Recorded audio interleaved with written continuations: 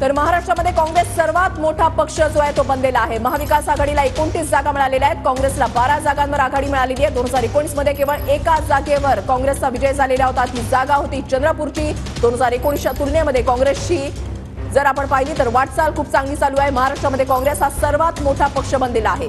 काँग्रेसला 12 जागांवर आघाडी, 2019 मध्ये केवळ एका जागेवर विजय मिळालेला होता।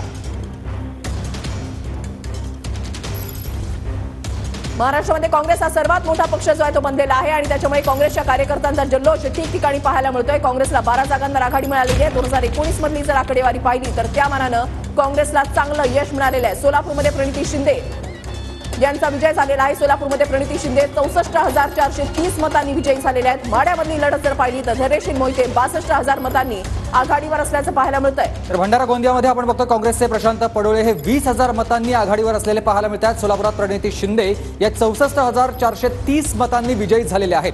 तर धैर्यशील मोहिते हे 62,000 मतांनी आघाडीवर असलेले पाहायला मिळतात।